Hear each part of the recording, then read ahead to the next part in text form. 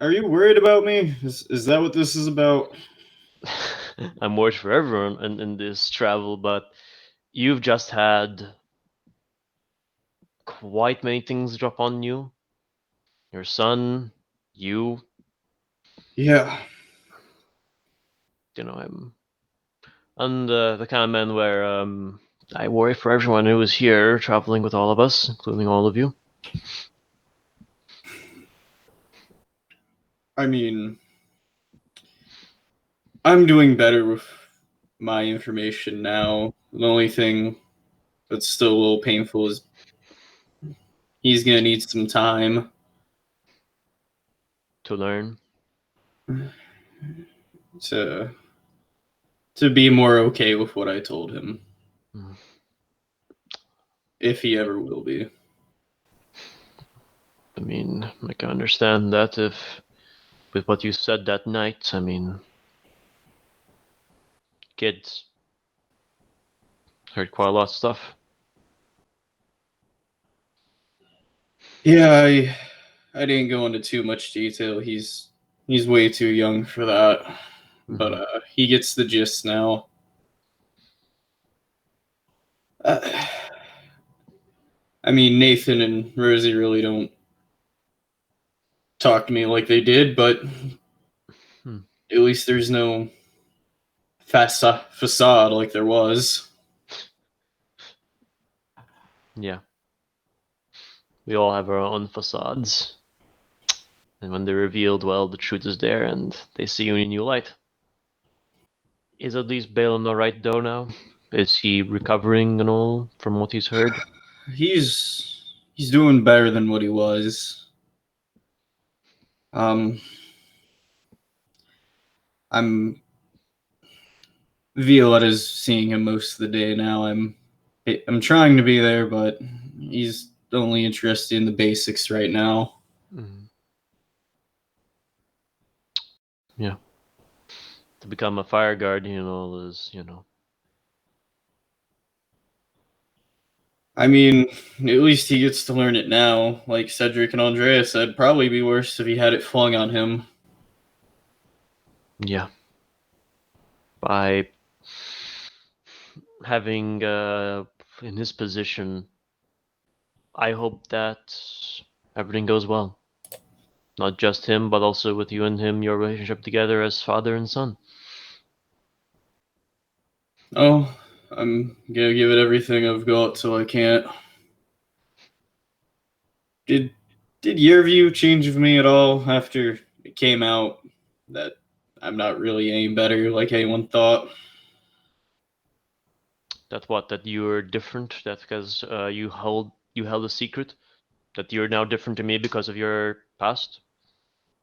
Vaguely, yes, but more so that I'm worried that people saw me as some kind of moral champion of this group, and I never claimed to be. Russo, you're a man who's followed the law now anyway, except for the past. We all have our pasts. We all have our secrets. We all have the things that we have. You are what you are now. Your past is just. We all have it, and sometimes it's what makes what we are, and sometimes it's just a failure. But in my view, to me, you are still the Russo Aaron that I met for the first time. A law speaker who cares for his own son, even though they are not of the same blood. Even guess though guess that's a bit more of a family thing now, isn't it? Were you me, would you have killed him? tearing things for a bit. I don't know. I cannot answer that because I don't know. I've never experienced in your position. Oh no. Part of me thinks I made the wrong choice not killing Corin when I had the chance. But killing your blood's easier said than done. And it's a stain on you also. I mean, I don't have a sibling. I barely. I'm the only child, so I would understand to murder your own blood. But I, as I said, I wouldn't know. Well, would have made getting out of Cumberland easier had I done it. Maybe, but now it's there. Your brother is out there. The question to you now is, if you see him again, that's an if. What will you do now? Well, if I find him, we'll have to get there. If the Guardians find him, his fate's sealed. But you, as his brother, what do you want?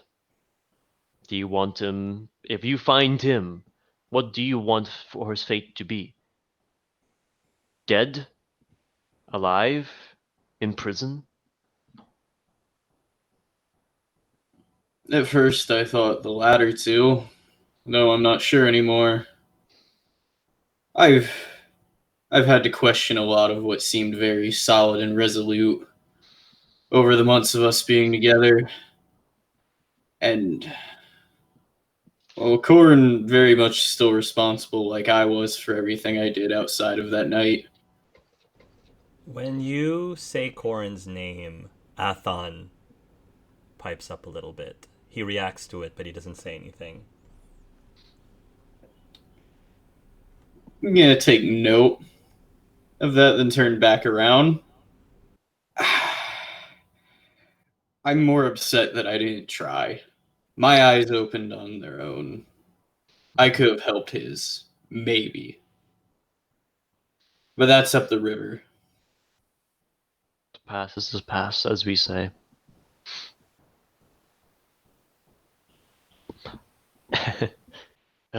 If I didn't make the choice to get out, I would be still stuck where I was.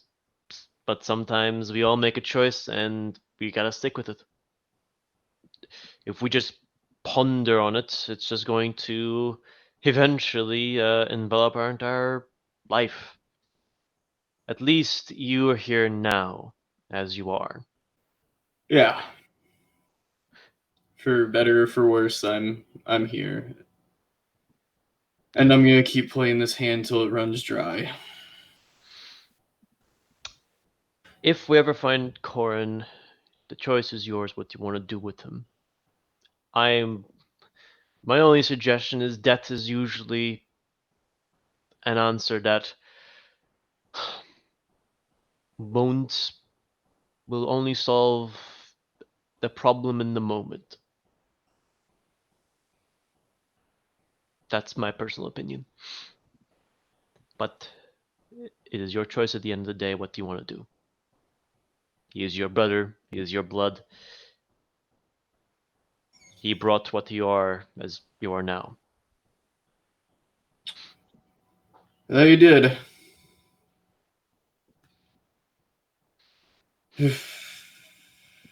Just. He's been a ghost ever since. I mean, when I first got into law, how I made my name was going after the people I worked for. Hmm. That worked, and his name just kind of disappeared and never was said again in Navarra. Hmm. Makes me wonder. Where is he? Yeah. I don't know. I Maybe mean, he's I know he paid the crows to come after me that week when I was going through the woods, but hmm. that's about it. Who knows where he might be? Maybe he's in City with the other crows and making a fortune there. Maybe he's Well, rotting in some prison. it's just it. We weren't crows. We were harbingers. Hmm.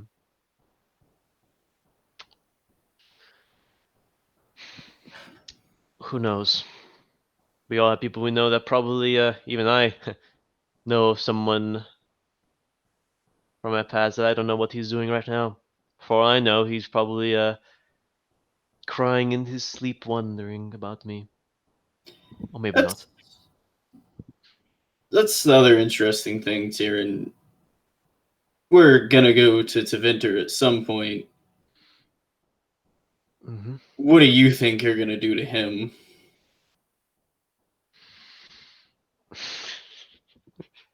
In all honesty, what I originally thought I would want to do, have him pay. Pay for everything that I guess made me. Well, pay is a rather vague term that's all encompassing, Tyrion. I know. Pay can mean many things. It means pay the fine, go to jail, die for me. I know. Problem is, I don't know what I want. On the one hand, prison would sound a good idea. But then there is the other prison for mages. Do you want him tranquil? That is a possibility I'm looking at. Okay. I can see that you're where I was a few years ago, not really sure. Just Mhm. until we get there, think about it and know whatever you do is going to sit with you for the rest of your days. I know. That is a worry of mine. Whatever action we take for all the things we do, something's gonna come back and slap it in the face. A consequence will arise. I already got that right now with one of our companions here. Not to completely derail the conversation, Athon says, this brother of yours, Rousseau, is he a half Kossith like yourself? No. He was full-blooded. Full-blooded Elf. elf? Interesting. I've met an elf named Corin. Where? It was back when I was still living with my clan. I had just returned back from tending to and checking up on our Hologrove. I was taken by surprise by a creature that I was not particularly familiar with. It was a massive bear, but I've dealt with bears in the past. This one, however, did not seem to be affected by any of my attempts to calm it down. It was tainted, blighted. It was unlike anything I've ever seen. Massive, with bony spikes that protruded from their fur, and it glistened with blood. The blood that constantly was seeping from the wounds that matted its fur. It was a very disturbing sight, and I guess my initial instinct was not necessarily that this thing was a danger to me. My initial instinct was pity for this poor creature and what had happened to it. I think that is what caught me off my guard when it pounced and tried to attack me. A couple of Grey Wardens came to my aid. At the end, I owed my life to them. One was a human, another was an elf, named Corin. I ended up befriending them to a certain degree during the brief time that I had known them. My clan, unfortunately, were not super keen on them being so close to us. And they had made plans to drive them off of our land. There was an altercation between the wardens and my clan, one that I did not wish to take sides with. At any rate, they asked me to do something that I did not agree with ultimately, that would compromise Corin and Fergus. And I decided to part ways with my clan, bringing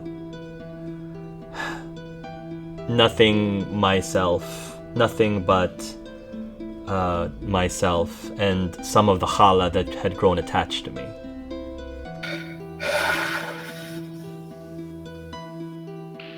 Okay. So that's why, when you told me you disagreed with your clan and left, that was it, wasn't it? I had no idea that it had anything to do with an elf that had any relationship with you, supposedly. When you knew him, what kind of man was he? Certainly more hot-headed than Fergus. I think part of the reason why things got very ugly is because he unfortunately said a lot of things. Honestly, I don't blame him for saying some of the things that he said to our clan leaders, but he was not as diplomatic as his other fellow warden Fergus was. My clan thought it was an insult to their kind to have one of our people, not that we necessarily saw Corin as one of the people, but just having him be aligned with this organization, it did not sit well with them. And I think insults, to be fair, were thrown from my clan, and Corin didn't quite appreciate those insults and lashed out in more ways than one. Sounds about as hot-headed as I remember. Just off on the vague chance that this could be someone else, though I feel it's not. Was he roughly like 5'5", had black, stone black hair, almost onyx-like, had a little bit of scarring about here that's barely visible? Why, yes, actually. From what I remember, yes. He did have that scar. Seems your brother is a Grey Warden. From what I had discovered during my conversations with the two, they are based off of Weishaupt. Anderfels. Correct. How long ago was this? I joined the caravan 2 years ago, so shortly before that. A little bit more than 2 years. Okay. Well, this changes some things. Weishaupt is far north of here. Very far. And that might be worth asking after we go to the depths.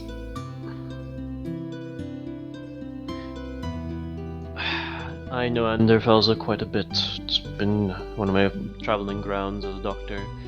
Weishaupt, though, not much. Have I ever visited Weishaupt before? I don't think so. No? You definitely are aware that the headquarters, the HQ of the Grey Wardens are in Weishaupt. But I don't think you've ever been to their HQ. Probably not. I have never been there, but if I might know possibly the way to it. I've been in Anderfels before, so I know some of the areas. But I'm sorry I can't give you any more information. I'm thankful for what you have given.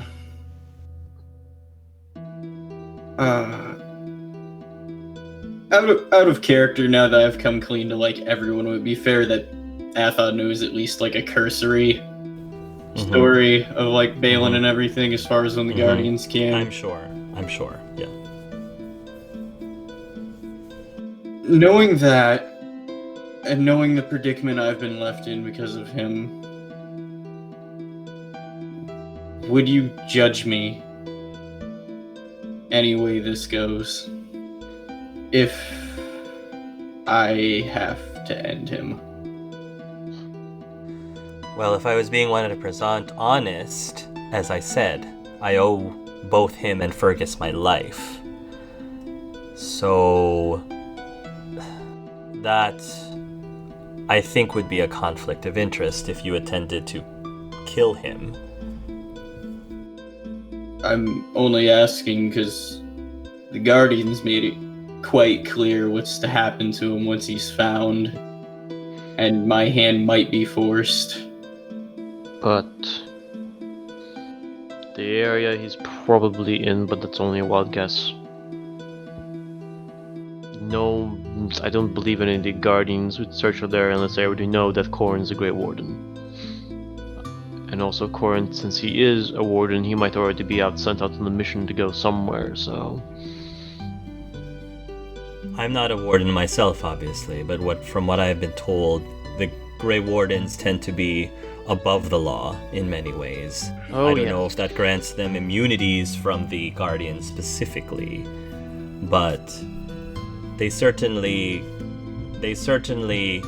enjoy certain freedoms that most other organizations do not. Depending on where Corrin is, the law might be either on his side or not, but the Guardians, well, they're a different story.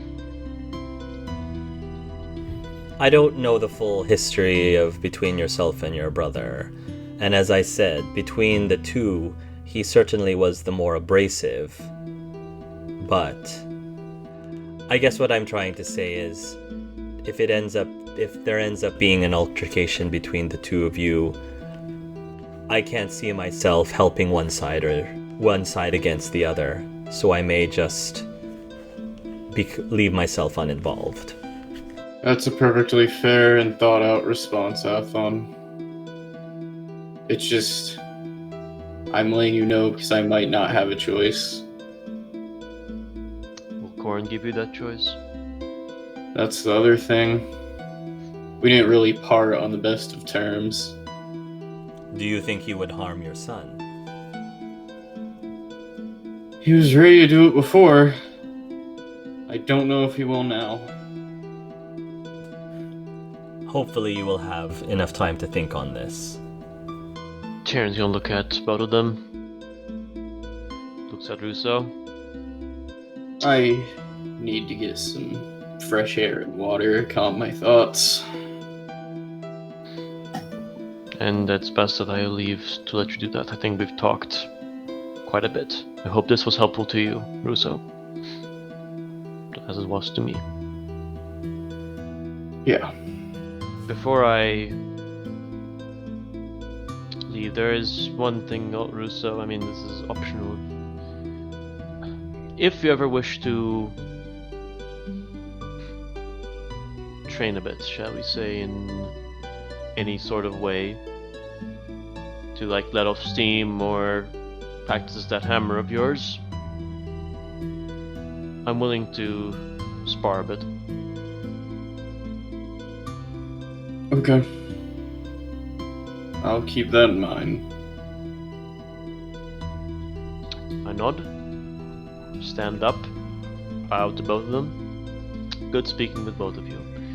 So Leon just bought the potion making stuff, as well as bringing over some herbs that he found, and knocks on Rosie's cabin or wagon. I'm gonna say that Spin opens the door. Oh, hey kid. Hey, wow! I didn't know there was a party going on in this tent, in this wagon. Oh, yeah, he'll turn over and you'll see that Dry is sitting on like a couch with Mai and Tai. And it looks like there was a spot on the other end where somebody else, possibly Spin, was sitting at. And Rosie is, I think she's near a corner in the back. And she's sort of like, she seems to be like frantically trying to hide something. I wave at Rosie. Hey, Rosie, what's going Oh, on? hi, Leon. Sorry, I didn't expect you to show up unannounced. And she's again still scrambling to hide something. Oh, I'm sorry. Is this a bad time? I mean, I can come back later. Oh, I mean, if you can give me like 5 minutes. Okay, that's fine. I'm going to go set up a table a little bit away from camp, and we can work on some potions if you're willing. Oh, sure, of course. That sounds great. I'll see you in 5 minutes. Okay, good luck with whatever you're doing. Yeah. Have you seen my brother, by the way? Spin asks. No, but I've not really been around the camp too much. I was just Hmm. talking with uh, Merchant Narika. Just wondering. All right. Tumble's been acting a little strange lately. Oh, strange in a good or bad way? I don't know. That's the thing. Just I can't put my finger on it. But anyway, if you see him, just let him know. Yeah, I'll let him know that you're looking for him then. All right. He'll shut the door, and then I guess you're setting up a table. And Yeah. then 5 minutes later, Rosie is going to bound in. Hi, Leon. Huh? So I brought some of my plants specimens. I didn't know specifically what you wanted to work on, so I just was prepared to bring everything. Oh boy, yeah. Mostly this is just some research stuff, trying to help with my thesis, see how magic interferes with plants. And this Sure. forest is incredibly magic-y, with all those illusions. So I was seeing if any of the plants have extra properties because of that. I think that's a great idea. Sure, I'll help out as much as you want. And I know you at least know a little bit about potion making, so I think it would be a great opportunity for us to learn together. All right. Uh, so I guess if you're trying to do some research, roll a cunning investigation, maybe? Could I I use guess. natural lore? Sure. I'm nine. Okay. I'm distracted. All right. Yeah, so you're a little distracted and you're trying to, determine like the properties of these samples, but it's nothing is seems to be you don't seem to be getting any results that can be like useful. It's inconclusive. And honestly, I think Rose is a little distracted as well, so she's not going to be very much help. And so after, 30 minutes of attempting, Rosie seems a little frustrated and says, I don't know, Leon. I'm sorry. I'm just really stumped. I don't think I'm 100%. My mind is 100% in this right this moment. No, yeah, I feel the same. There's been a lot going on, so I think now is a good time to take a break and maybe talk about something else. No. Yeah, no, a lot has been going on. How are you holding up? I've been worried about you. Well, I've decided that the decisions I make now in the future are going to be my decisions. Um, I was just watching your house burn down, and I don't know, I just couldn't help but feel had some attachment to the place. I know I didn't grow up there, and I know that we were only there for not even a day, but I don't know, it was just really nice to see where you grew up, and I wish I got to meet your parents back in the day. I'm sure they were really nice. yeah, it'd be nice to see them again. Maybe introduce a few people to them. um, I think the main reason why I wanted to burn down the house is there were too many secrets there. Um, I have this bizarre feeling that I was the only reason why they stopped. And I feel like there's something more to the story, and I just don't want to be one of their extra secrets or research topics. Or What do you mean that you're the reason they stopped? They stopped what? I don't know. I guess that's one more thing to find out. They were part of a research team, and that's how, well, Rousseau came about, his mom. Yeah. So you're saying that they stopped doing their archaeological stuff. Yeah, maybe there's more to that, because what sort of archaeologist sort of does some of those things? Well, magic is dangerous as well as enlightening. Just hope that whatever it's used for now is going to be helpful rather than harmful. I think you're right, though. The more you try to understand, the less scary it'll be. Yes, fear of the unknown has caused too many issues. And I think the more that I research this, and if I take my time and do it, well, correctly, I think that I can avoid some of these pitfalls that I think my parents have stepped themselves into. Well, do you mind if I share something with you, Leon? Something that I've actually don't share very much with many people at all. Yeah, we're close friends, right? Huh, yeah, buddy, she says as she flips it. Yeah, pal. I just wanted to share something that's a part of me. And she opens up her pack and she pulls out what looks like a box of some sort. Now, you've seen boxes like this before. It's boxes that they hold lyrium in. Because lyrium is something that, it can be very, dangerous to, hold on to if you're not careful with it. So you have to keep them well contained. And she opens the box slightly ajar, and you can see an orangish glow coming from it. Interesting. I thought lyrium was mostly blue. It is. It is mostly blue, but this one is a specially refined lyrium, and it gives it this orangish color. And you can see that the crystal inside does look a lot like lyrium, but it is tainted orange. And she said, "This is the source of my magic, Leon. There's something, like I said, implanted in my head, and I guess this sort of fuels it." Is it consumable? Does it hurt? Well, not orally consumable, no. But there is a process that allows me to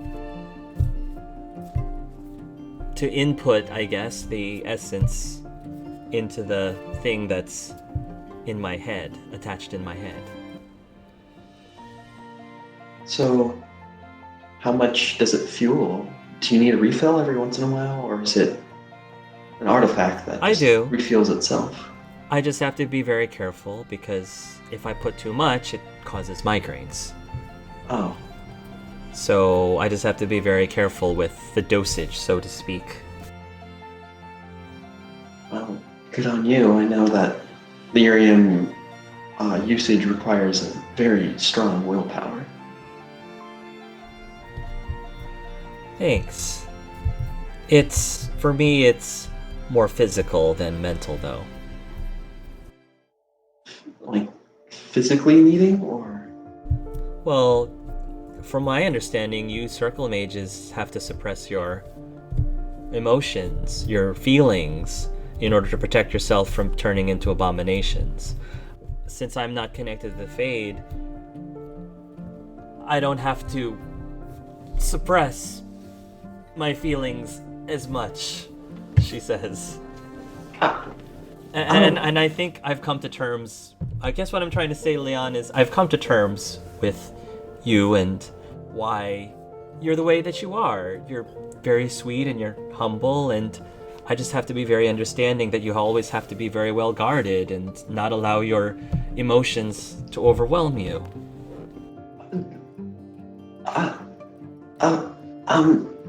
He blushes a little bit. Rosie, yes, but I guess I'll just wait for her to continue on. So, I have a confession to make, Leon, and I wasn't gonna do anything bad. I swear to you. It's just I asked Pasha to borrow Mr. Bunn just for a second.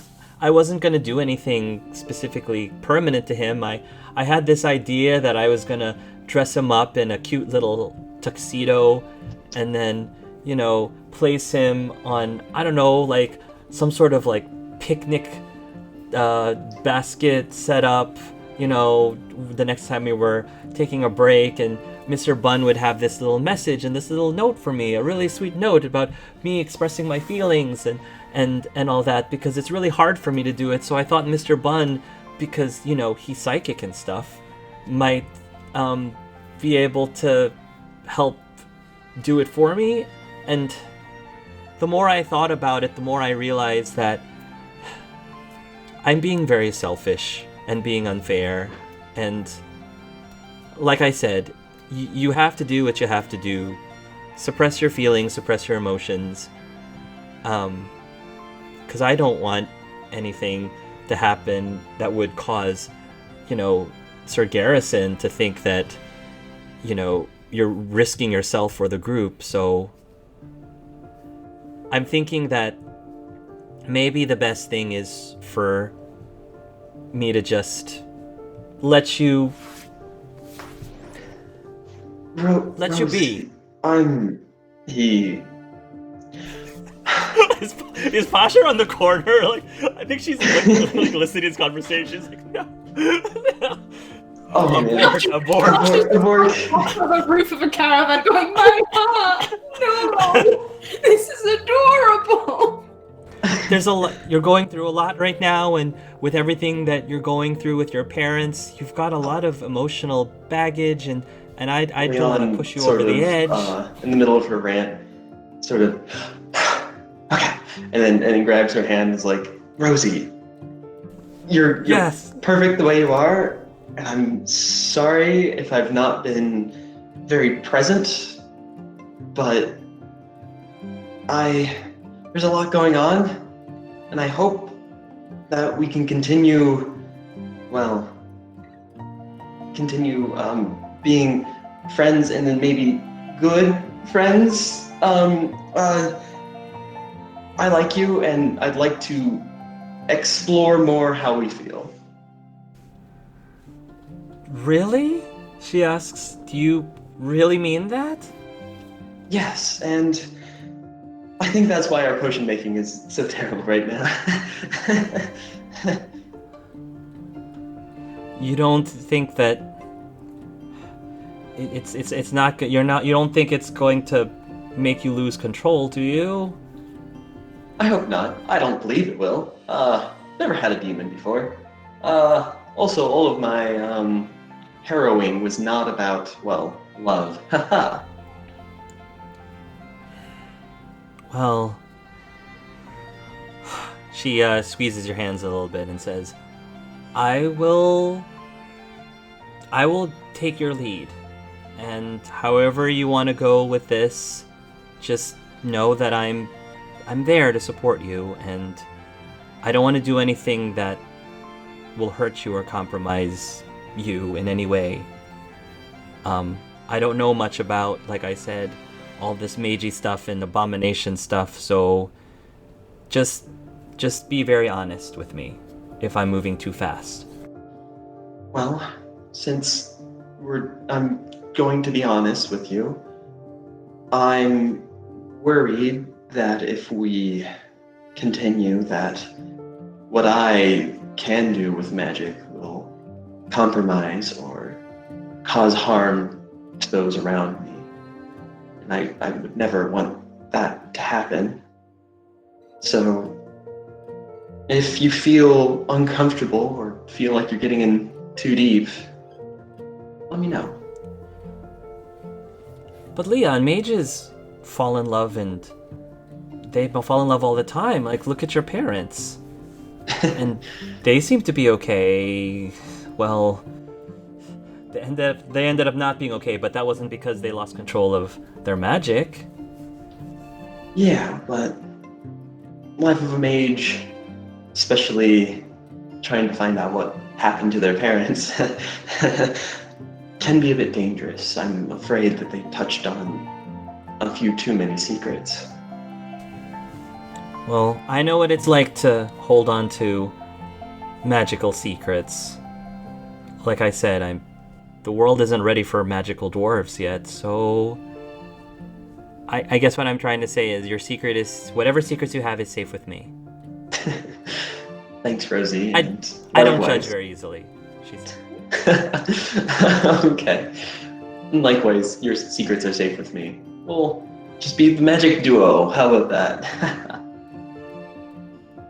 She'll smile, and she pauses for a moment, and she looks into your eyes, and then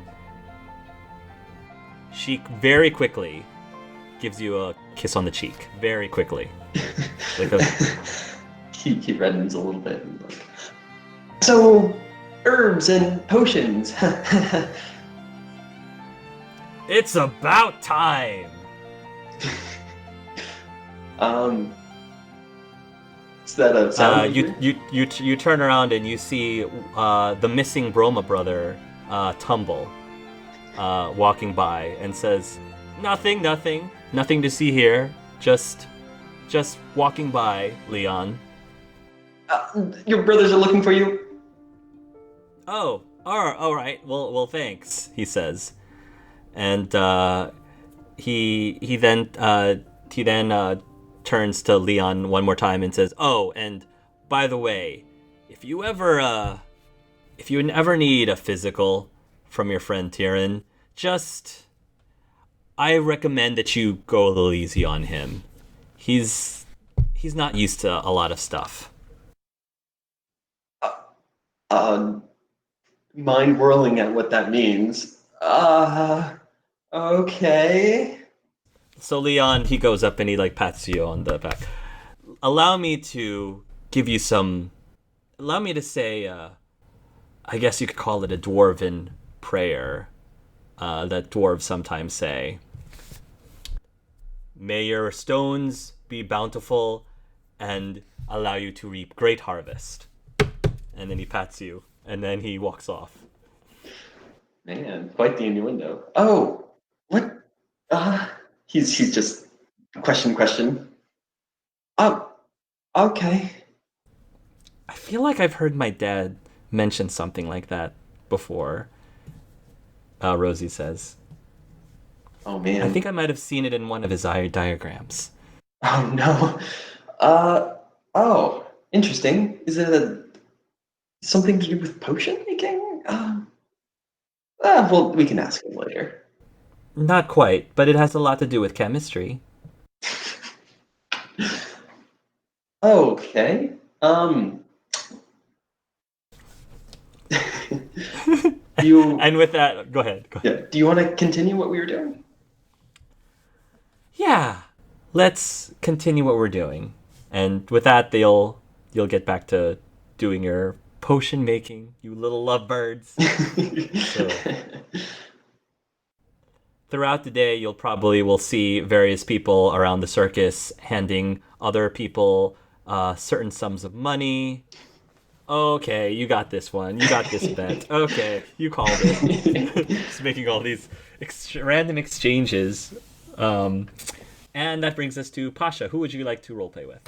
Okay. Maybe Pasha has taken Valor out for, just some fresh air and to stretch her legs. And she's outside, and maybe Russo notices that. I'm not sure. I'll say, like, you're getting to water or something, I'll just kind of pipe up from the distance. Getting ready for your daily ride, Pasha? It's a shame that Valor has to be so cooped up. But we saw how people reacted to her in Valroyo. I think it's for her benefit, but I'm not entirely sure. Yeah. Seemed the reaction I got from them was curious more so than malicious, which makes sense. Griffins have been extinct for many hundreds of years now. Russo, about the other day, I'm not entirely sure if you are ready to talk about that, how you are feeling, but I would like you to know that I am here for you. Yeah, I get that. I wasn't even really angry or upset. It was just a surprise. I mean, think about it this way, Pasha. What if you'd spent your whole life reading the Cune just to find out your favorite verse had been written wrong ages ago?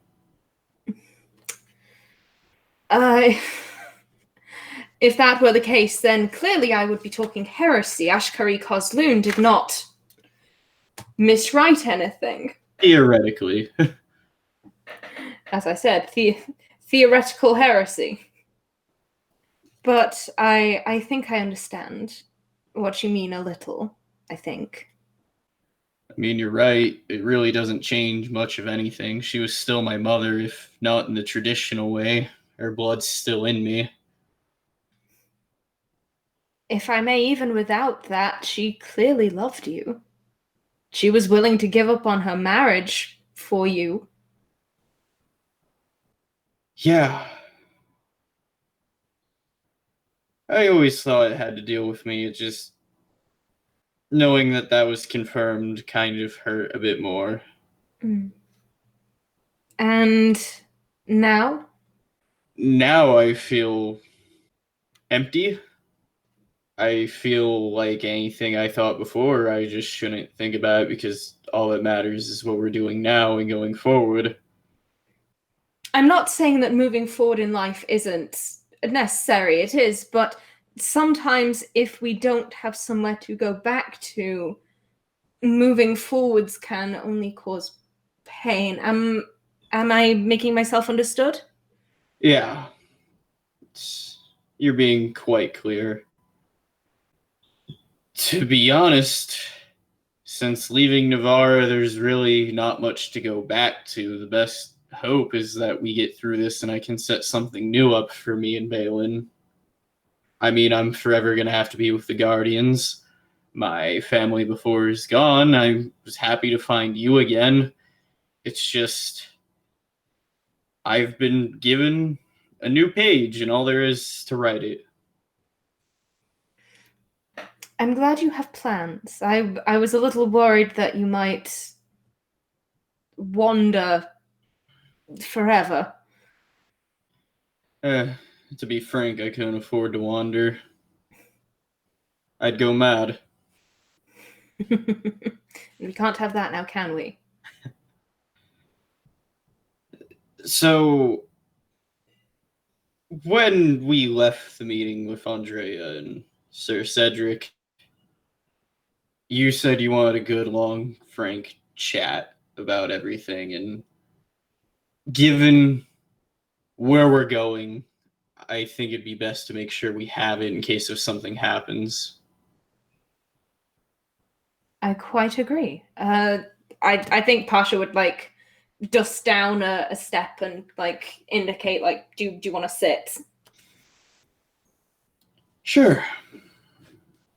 One thing before we start, when I said this would change things for your people, I didn't mean to change their culture or their ideas. They obviously got it right. It just, for them and everyone, it'd be a big thing to have it confirmed. It was only a theory. Confirmation is nice, but my people are Kunari. What we were before is immaterial. Where we came from, I mean, I only know so much. I know we fled from the Kosseth. Yep, living in the moment. Before I pry any further, I know you probably have an umpteenth amount of questions since I came clean about Balin. First and foremost, why assassin work? You were always such a bright little boy. You could have chosen to do many other things. Well, getting to Cumberland kind of bled us dry. We had no real way of getting by, and crime work seemed like the only way for a young 13-year-old to really get out of it. Russo, it was that your idea or was that Corin's? I have to know. He suggested it, but I didn't really argue. I see you're still going along with what he did. If Corin told you to jump off a bridge, would you? That seems a little harsh of an example. I know, but literally the first time I ever met you, Corin convinced you to. Do you remember the necklace? Yeah, that one didn't really work out. I mean, the meaning was well, but execution could have used a lot of work. That being said, it was in the wrong to get go. I don't know how to word this. Ugh, common is so clunky of a language. How crime work was the easiest way to get out of your predicament. Was it a slow slope or was it a sharp decline rather? I mean, it was how I lived till age 21, so about 7.5, 8 years. I mean, at first it wasn't bad. Then once we passed a certain threshold, I really felt like I just couldn't find anything else because I'd sunk so far. My eyes didn't really open to there being ways to get out until I got to that level.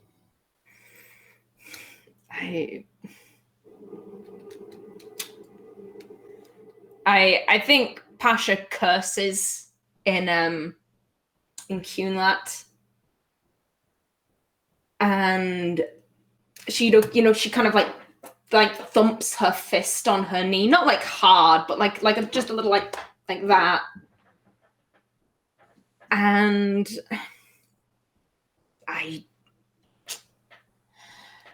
I knew I should have taken the two of you back home with me to Saharon. My head told me to, and my gut said, no, don't do it. They'd hate being Kunari. They'd hate it. To be fair, we probably still would have hated it.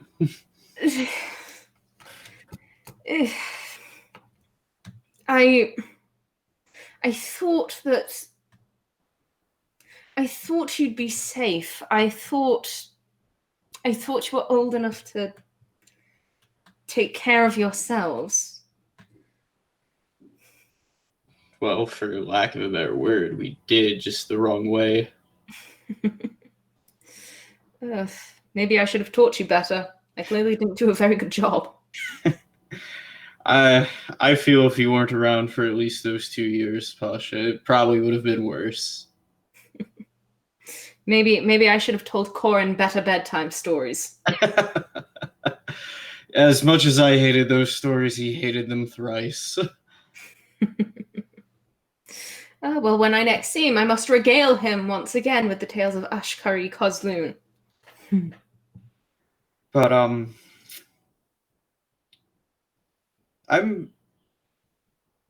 feeling better than what I was. My past aren't chains, but they're scars that'll stay with me, and they don't hurt like they did.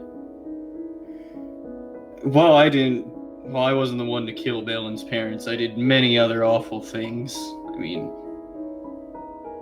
for Maker's sake, I beat a poor man to death. Do you regret it? I do, but I know I can't change it. Sometimes we can't change things, but we can attempt to make them better. And I'd like to think I've been trying to do that. Pasha will very gently take one of Russo's hands, if he will let her, and she'll give it like a very gentle squeeze. I'll give like a small return back. Okay. Pasha, if anything happens, I want you to give Balin this letter. And I'm gonna pull it out my jacket. Wait till he's old enough. And I'll let him know everything. And I'm ready to tell you and you alone everything that happened that night, but I stress don't tell it to everyone else.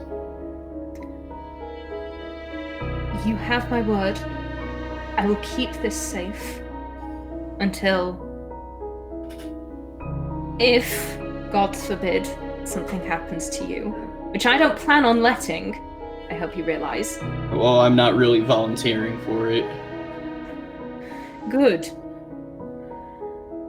But if something does happen to you, then I will keep this letter safe and I will give it to Balin when I think he is ready. Okay.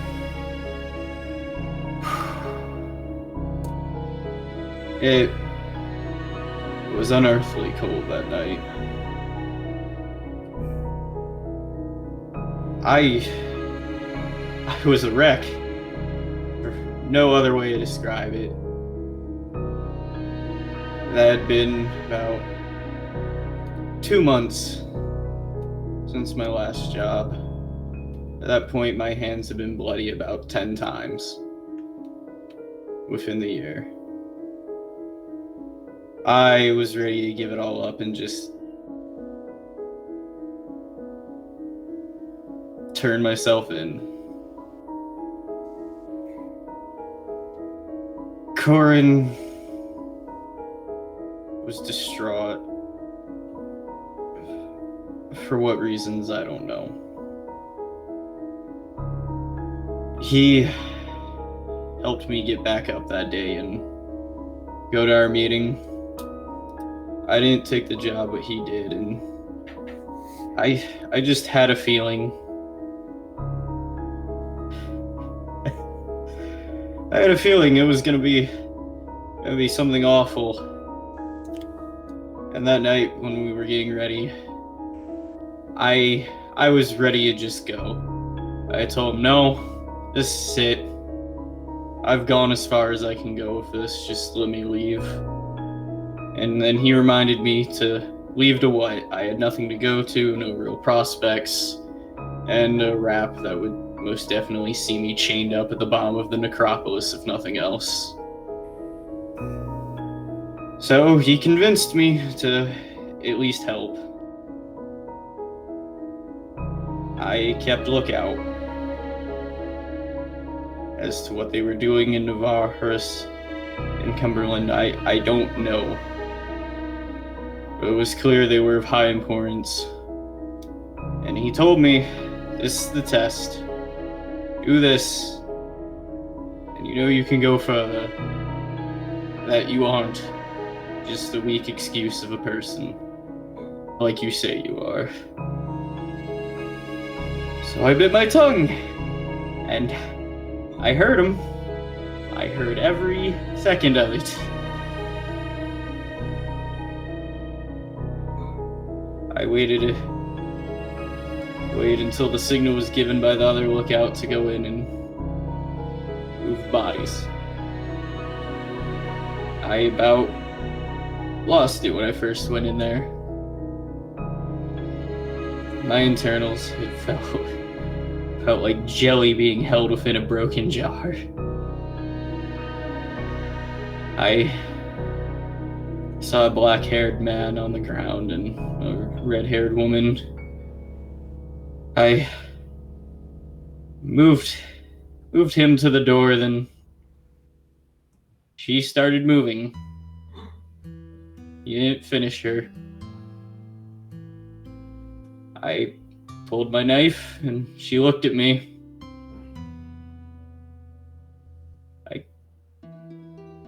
She couldn't say anything from how bad her wounds were. But in that moment, I just said I'm sorry, and I held her arm till she passed.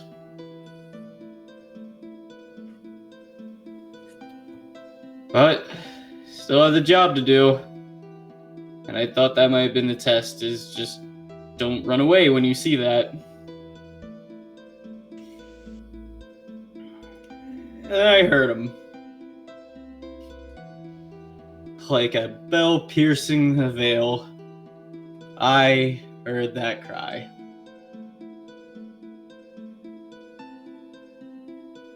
All I could do was skulk up to that door. And then when I opened it, that's when it clicked. That was the real test. I pulled my knife and took 1 step, 2 step, 3 step. And I looked at him crying then.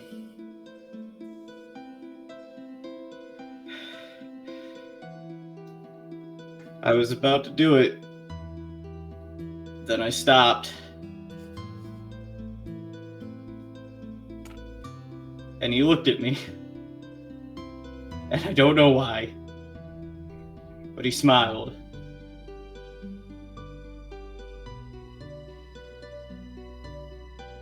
And I picked him up. He held on. And he said, "It's all right. I've got you. And I'm never letting go." And then I sold him out the following morning. I'm not going to lie to you, Russo, and say that you were completely in the right, that you did a good thing by not killing Valen's mother, and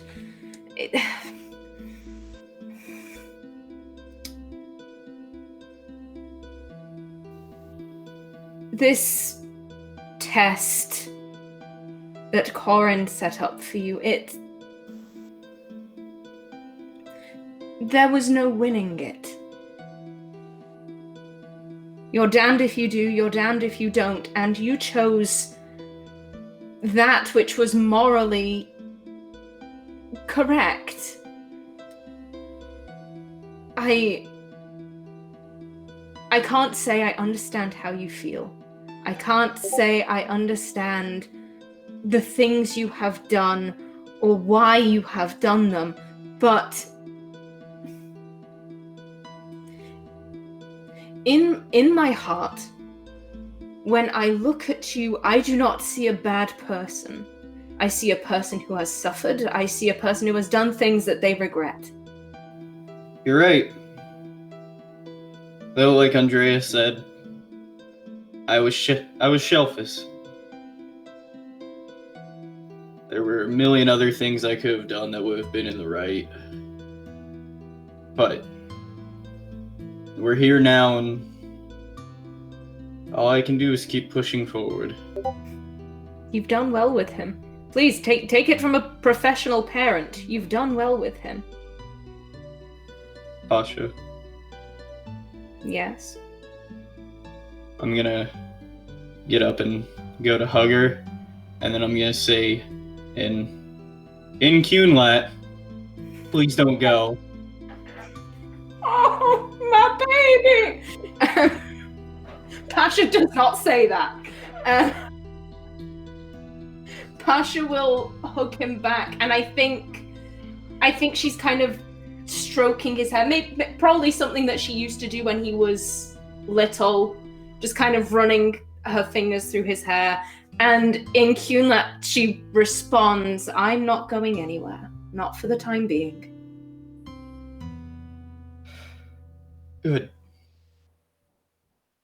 So Dominic, go ahead and share Darathan's journal entry, hypothetical or not hypothetical. I think this is, in fact, a journal entry. Okay.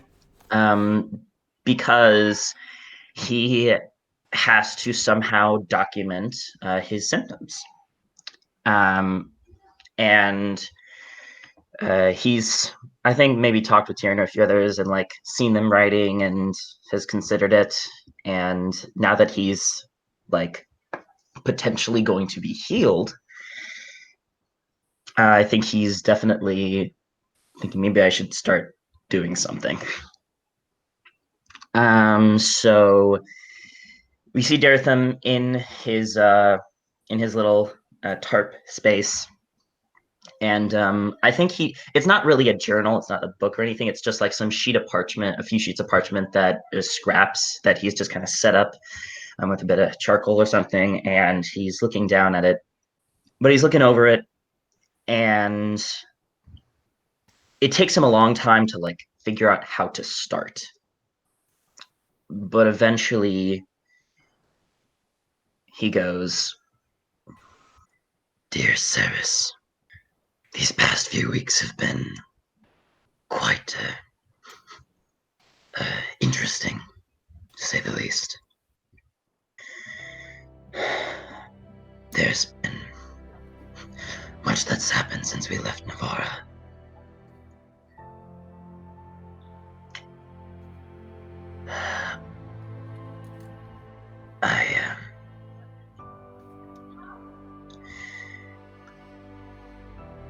I've met someone who I've grown fond of beyond my companions.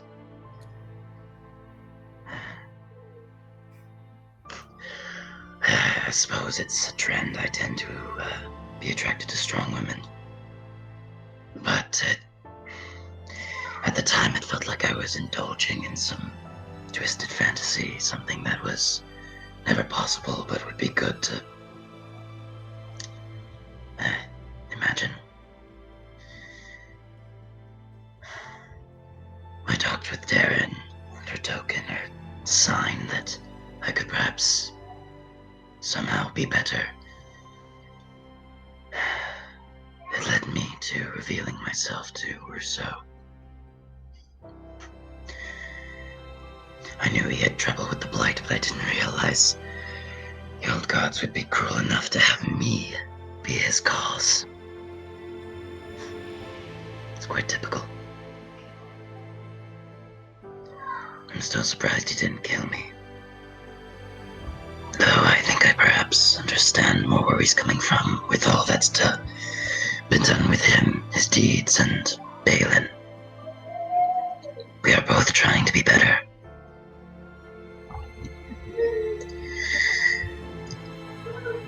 As for the rest of what has happened, Ole was surprisingly eventful for me. Oh, here, enjoy this, Ceres. We fought a dragon. That was stressful, but yes, Tyrion now has a gun that shoots you from hundreds of yards away. It's quite terrifying if it wouldn't be mass-produced, and yes, we fought a dragon, and I could be healed.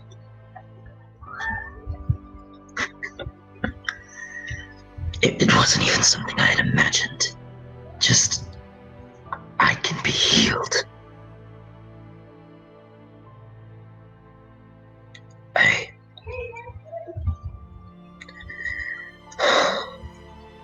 I'm grateful towards Andrea and Tyrion and all who are helping develop this cure. Without it, I think I might have actually been a genocidal murderer. I knew you and Verania would never approve of that. I just couldn't think of any other way to do better.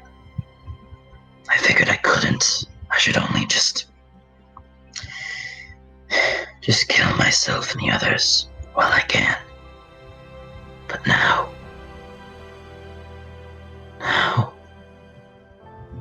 I could help so many. I could help through healing. I could have a second chance.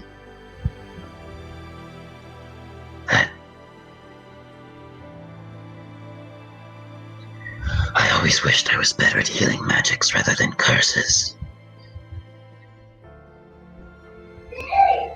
But this... shit. Well, even if it should give side effects to me, the healing is enough, though those side effects have been annoying. I often wake up, my whole body shivering, shaking, like I'd just been inside a frozen tomb for days on end. There's some sort of acrid taste in my mouth. Like something foul that I've just eaten, but that won't go away. It doesn't matter what else I eat. Oh, Sir Ashwood was right about the migraines. Oof. And it's a good thing that I'm used to them, because they've certainly ramped up in intensity. And the hunger. He was right. It's honestly near equivalent to the hunger a Darkspawn feels for their archdemon. It's not quite that intense, but it's close. Whenever I look towards Tyrion, my body just urges me to move, to find it, to consume. It doesn't care about Tyrion in the way or anyone else.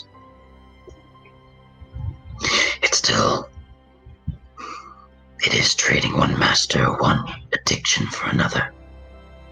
But if I suffer, well, I'm fine with that, and I will try to lessen it for those I care for.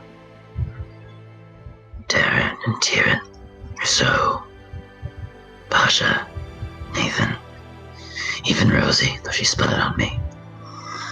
Leon.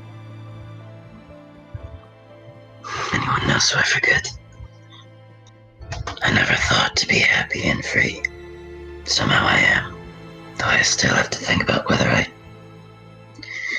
how I tell Darren that I basically have a death sentence. I don't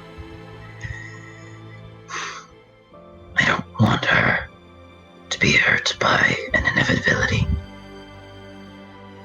As much as I might wish for a few happy years.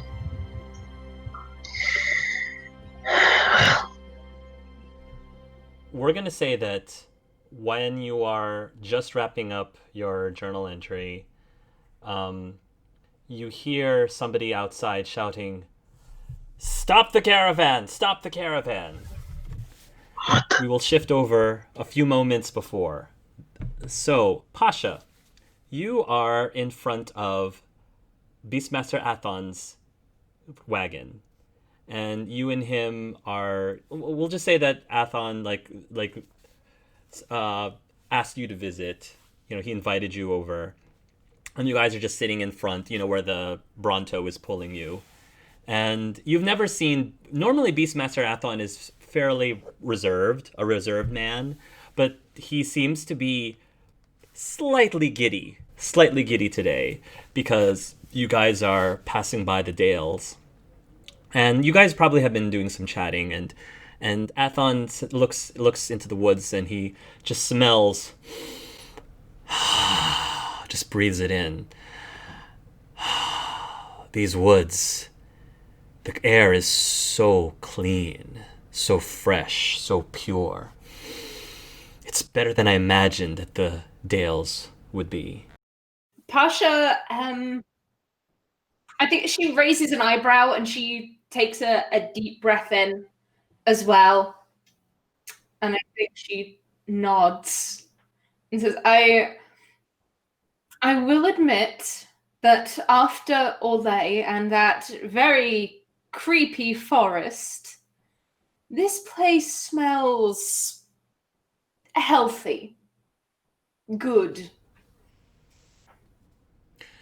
My mother told me a lot of stories as a child, many stories about our people, and the stories I've heard about the Dales, again, one of which was about the Golden Challah, of course, but I have to say that as best as my mother could describe these forests, I don't think that she ever was able to fully capture what it truly is like in person. Just look at how green the leaves are here. It's hard to believe that just on its doorstep was a blight nearly 20 years ago. Or that nearly 10 years ago, just north of it, the world was turning upside down with the opening of the breach in the sky. The Dales endure, rather like your own people, I think. Part of me would like to believe that if the Golden Hala does live here, that maybe she has been trying to protect these lands. Well, how do you want to go about finding her? I don't know. I don't think that, honestly, we would be able to just see it off of the beaten path here. We would have to delve even deeper in the woods, but I'm not about to ask Master Ignaldo for us to stop so we can take a deep excursion into the forest, especially since we had to do a bit of that in the Tirashan. But just being here in this part of the world, a part of the world that I didn't think I would be seeing anytime soon, it's enough.